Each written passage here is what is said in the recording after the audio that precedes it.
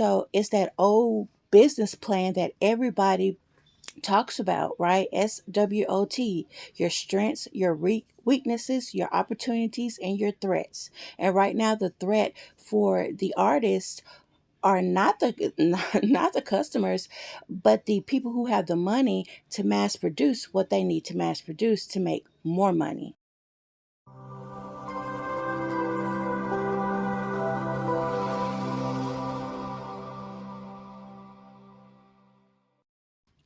Well, hey guys, it's Nikki here, and welcome back to my channel. I hope you're having an amazing day. And here I am with a video. Now, I haven't did a video in quite some time, and I did not think that my first video back will I'll be talking about something that I had decided personally not to really get involved with. I spoke very short about how I feel about dolls, whether they're authentic, whether they're not authentic, replica, this or they. And I'm trying to sum this up in 10 minutes or less, just because I feel like that it is getting so controversial that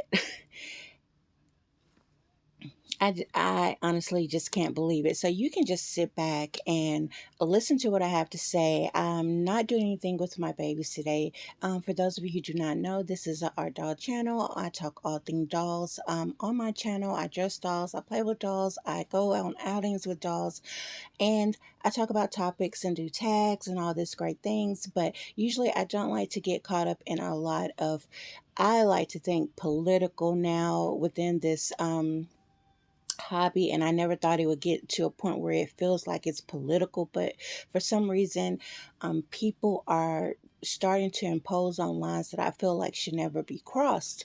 And I remember when I first started in this hobby, which is over 5 years ago, that you learned about the hobby if you didn't want to get scammed. You learned about the hobby if you wanted to know what artists to deal with, and then a buy was a buy, a deal was a deal, a win was a win, right? No, it's like you could see a doll. If you liked the doll, you bought it. If you wanted to work with the artist for custom, you can do so without any. There were some problems. Let me take that part back. I was about to say without any problems, but I think this is part of the problem why it's led so big today to me. And I'm just going to put a little bit of my 2 cents in. If you agree, agree. If you don't, that's fine. But please keep it light, simple, and clean in my comments, because this is my personal opinion and how I feel about how things are going. Um, and what I mean by um, to the point where people, I feel if there are more people gearing towards replicas, okay. Um, I feel when I first came into the hobby, it was really about you. When you got in there and you start knowing people, start neighboring up, finding friends to socialize with, you knowing who artists are, you start meeting artists and you talk to them. And thankfully, over the years that I have been in this hobby, I've never had to deal with any type of backlash with the artist. Things ended terribly. I didn't like the doll that I got, whatever have you. Thankfully, I haven't, but I have heard horror stories where people, you know, stay on a long wait list. They wait over a year and a half to get their doll. I've heard people say they wanted to come out of the hobby because it was just too stressful to just even get into the playing field of buying a doll, especially like if you got a custom, you got on this wait list, and then once your time was there, they were steady waiting for a doll, waiting for a doll, waiting for a doll, waiting for a doll till months went by. Or the artist would tell you, hey, it may take me up to 6 to 9 months to get your doll because I have this backlog. Now, if you agree with that, that is fine.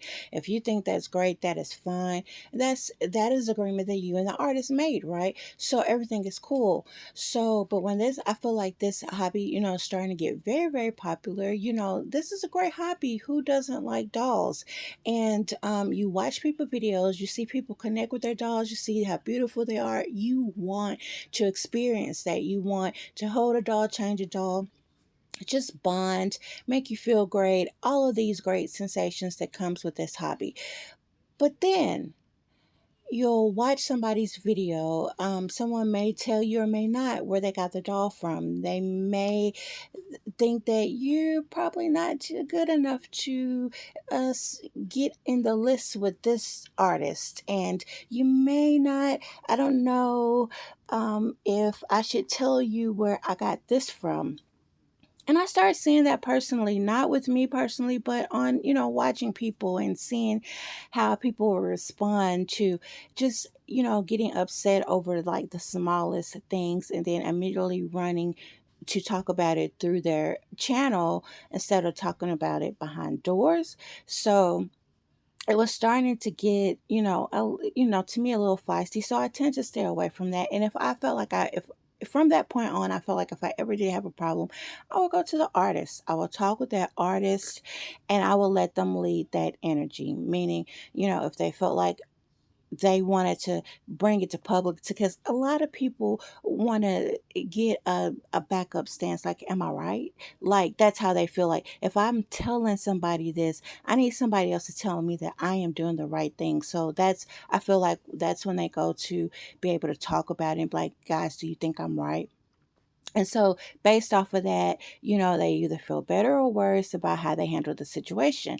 Where I feel like if two grown adults are sitting together and you have an issue, talk about it, try to get through it, and see if maybe these problems can get resolved. But, some people can lead other people to act out of character because how they handled it. So they will like, okay, now I have to take up for myself because now they're going and bashing my name. And nobody, I don't care who you are, you do not want to have your name bashed, especially when if you're not meaning no harm, you're not trying to start something, you just want to do like basically I'm doing, get a dog, get in and get out, and you share it and be happy. But so it was starting to get really harder to get a dog, probably to work with this artist. The prices, guys, hey, the prices are what they are. And I'm not even going to argue about the prices because I knew what they were when I got into it. If I really love a dog, I do have a budget set for myself. But if there's a dog that I love, I'm going to gear toward trying to get that dog. Everybody has their own marginal cap. Everybody has their own budget. Everybody has their own job, how they make their money. But it's not my right to say, what do you have in your bank account? How do you spend your money? How did you get that doll? Why did you get a $300 versus a $3,000? Or why did you get a $3,000 versus a 300? I don't care what you got. I don't care if you got a $3 doll. It doesn't matter to me. And like I said, when I spoke briefly on this situation, I don't base my stance on what type of doll you have. I base my stance on what type of person you are. And if you want to go and buy a doll off of AliExpress, Amazon, wherever, that is your right. You are made, that is your money. I am not in your pocketbook. I'm not in your wallet. I'm not in your bank account. And I don't think it's right for anybody to tell anyone how to spend their money and then make them feel bad about it because they may not want to spend thousands. They may not want to deal with the artists that may, there are some artists where I've heard, they were really mean to somebody and didn't want to really work with that person. When they asked questions, they were short, snippy, and that made the person feel bad when they're trying to start a really great experience for themselves because when you start looking at dolls, it makes you happy to start shopping around. So if somebody gives you negative feedback just for trying to buy something, now you're buying it. You're trying to go and buy something and somebody makes you feel like pure ID, you know what, to do it.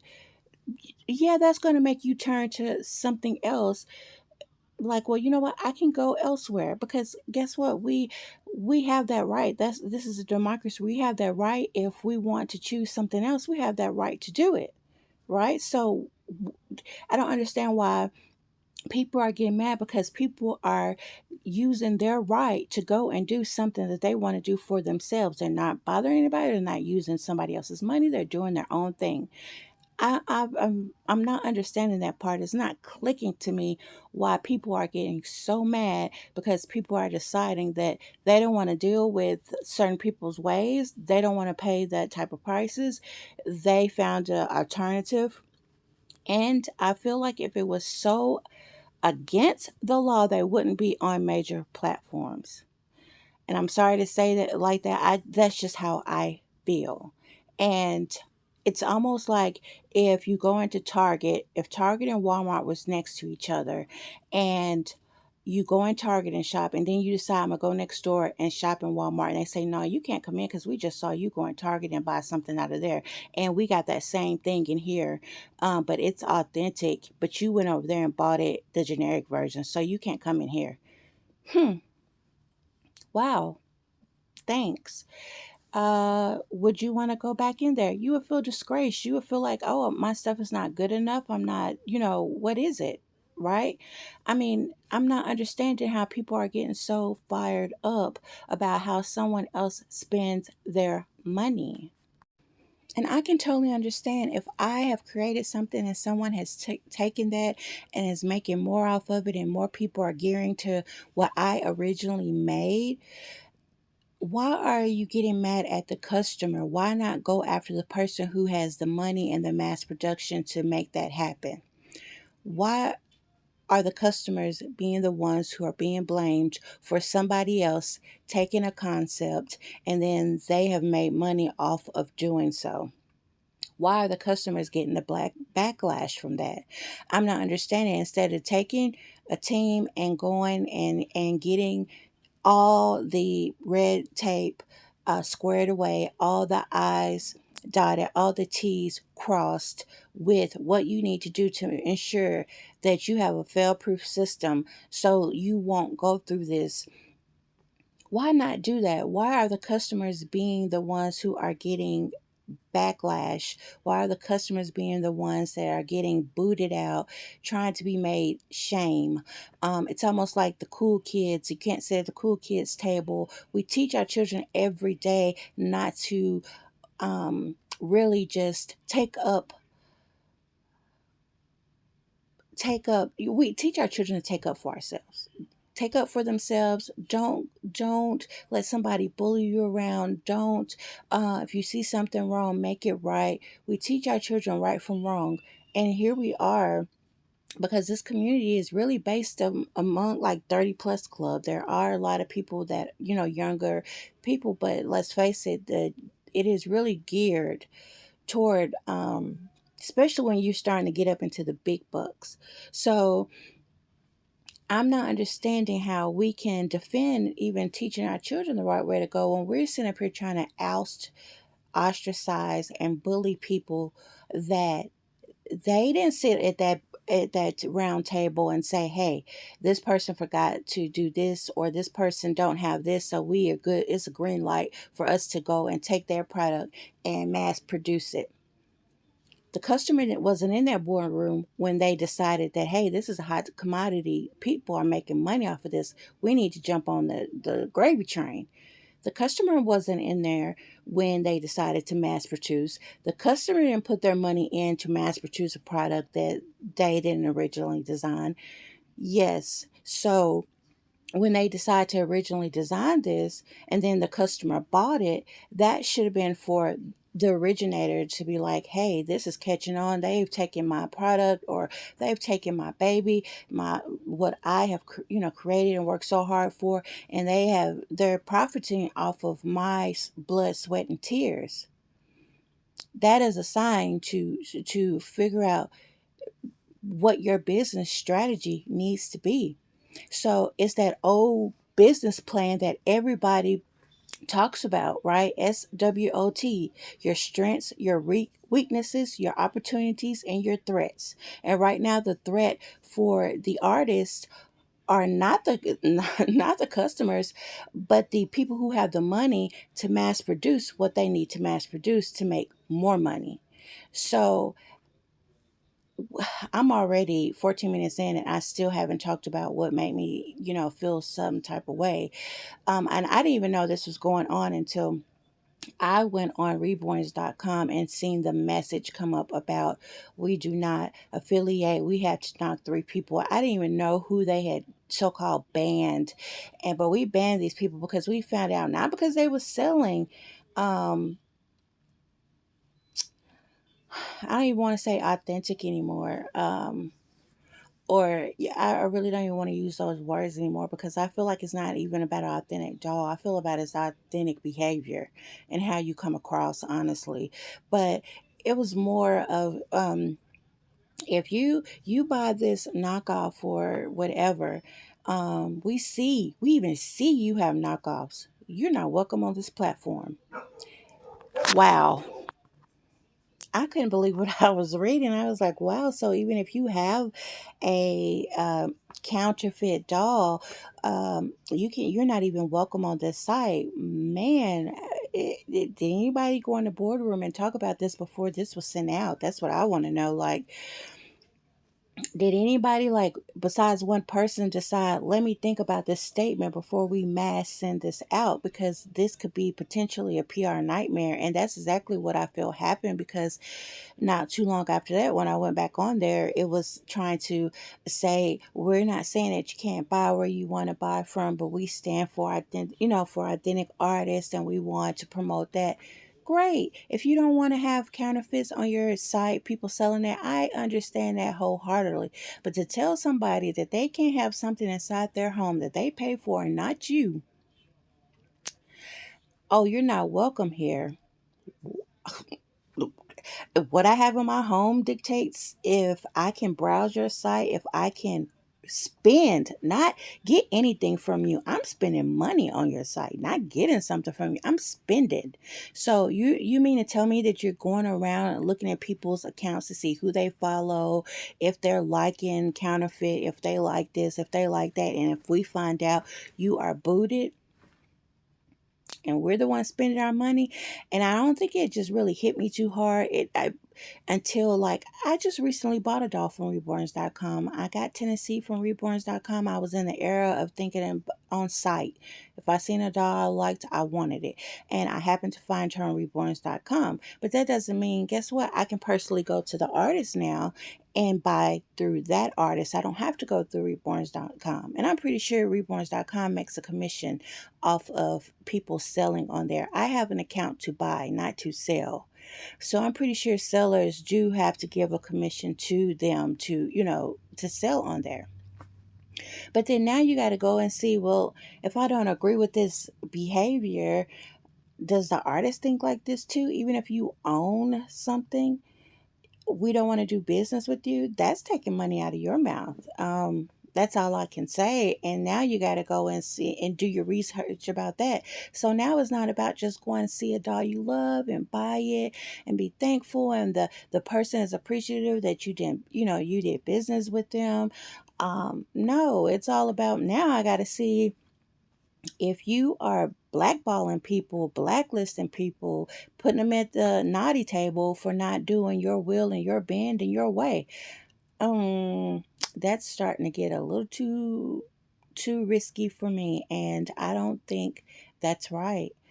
I've always said it before. I base my opinion off of how people respond, act, how they carry themselves, and I was love talking to everybody, whether you only buy authentic, if you buy authentic and you buy count I'm not even calling authentic counterfeit. If you buy what is not the where it originally originated from, um that didn't matter to me because that's not my money. What you love and what makes you happy. What I love to see is a person open up a box and they just feel love and excitement for that baby, and it does something to their soul. That's why I started this topic, because it did something to my soul. I wasn't sit back worried about, oh, this person got this outfit because they seen I put it on so and so the other day. If somebody said, hey, where did you get that doll from? I love the way she is made. I would love to have one just like it. Hey, here's the artist, blah blah blah. If you want to make one exactly like what I put out there, then I'm okay with it. I, that's your money.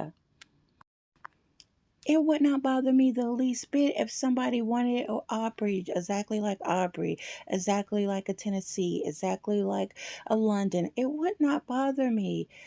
That doesn't bother me. If that brought you joy,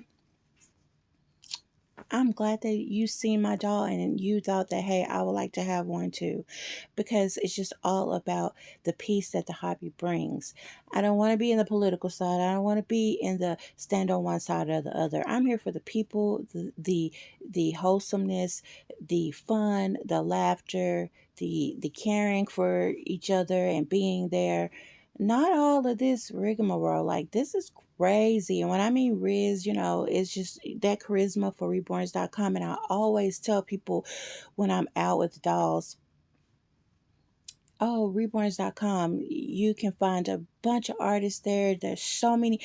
What I liked about reborns.com, there were so many artists. There was also so many different price scales. If you were looking for a certain type of price scale, you could find it. So you didn't have to worry about going way up or way down. It was something for everybody.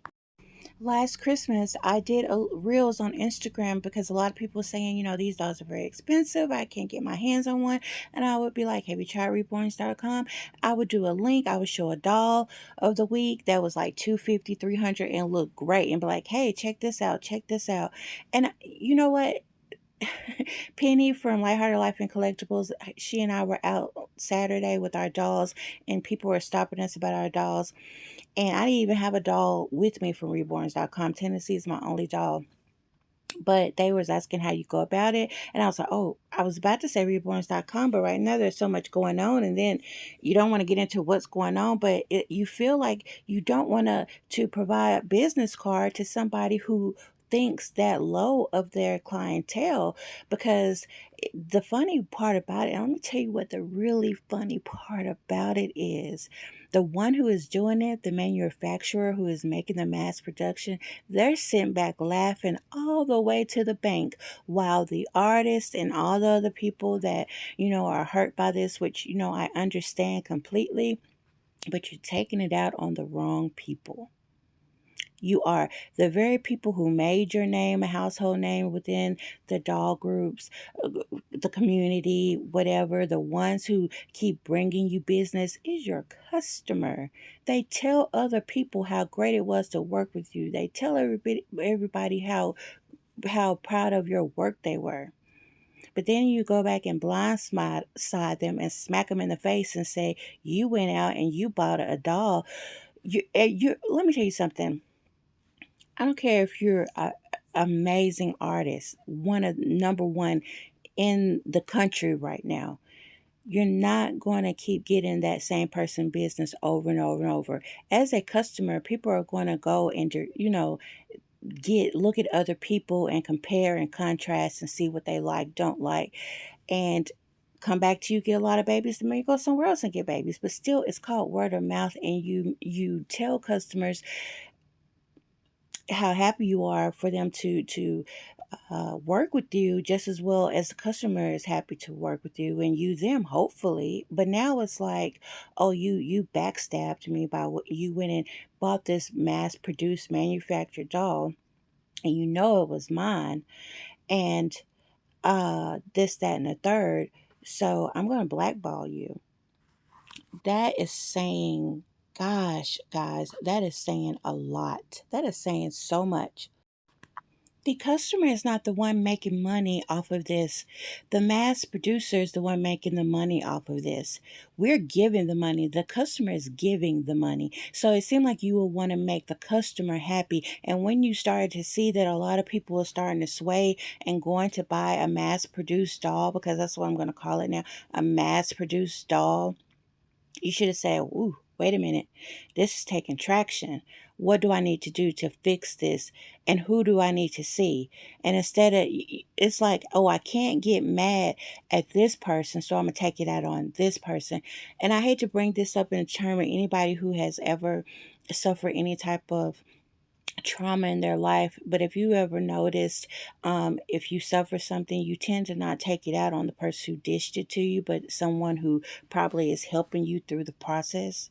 It seems like that, because that's what's happening, because I'm not understanding how the customer is taking the fall for something that someone else is doing. I'm not understanding the person who is giving the money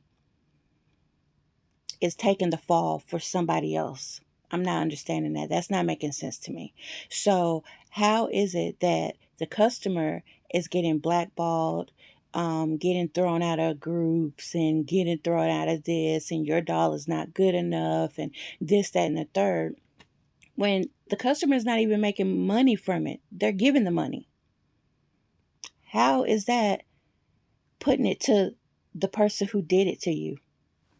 How is that getting what's rightfully yours by going after the person who is giving you your shine?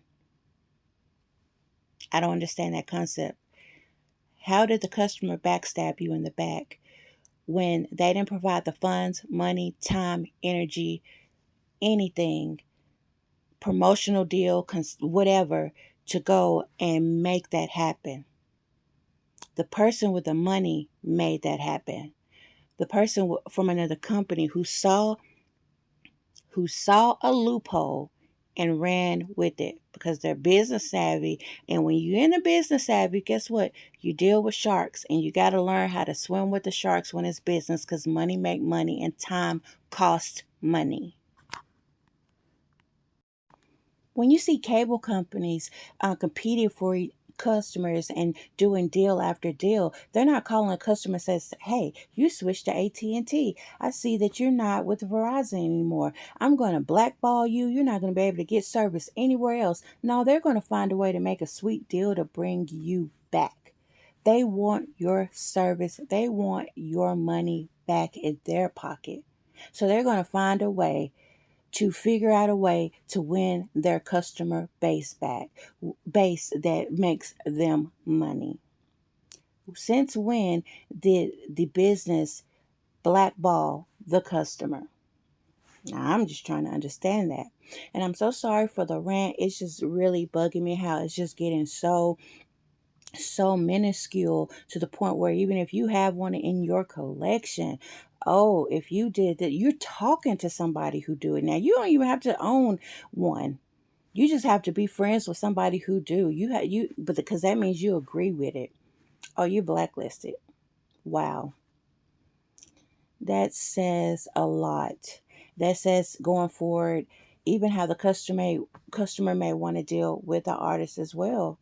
So remember, that is your food on the table, that's gas in your car, that's clothes on your back. And again, the customer is the giver, not the taker. Go after the taker. That's all I got to say about this, guys. It's not to pick sides, it's just to state facts. And if you want to stay in the petty lane and get mad and throw a temper tantrum, or do you want to learn how to overcome, achieve, and get your place back and your status back and your birthright back, which means your production, that baby that you made, created? If you want to know how to get that back, learn how to do it with the person who can essentially draw your business away, meaning the person, the big gun with the money, who can take your business from you. And that's really what's happening. They're taking your business from you and you don't know how to react. You need to learn how to react. And the way you're reacting is not the way to go. And again, not taking sides, because like I said, I do buy authentic. I buy dolls that come from artists. I love the artistry. But I'm not, I don't care if the next person don't. I care about what type of person they are and how sweet they are and how nice they are. And that's what I look at. And I'd be damned if somebody tell me that because I am talking to someone else, then I'm no good or that person is no good. That's not right. Learn how to do business, go back to the drawing board, sit down and have a discussion with your team. Thanks, guys. Bye.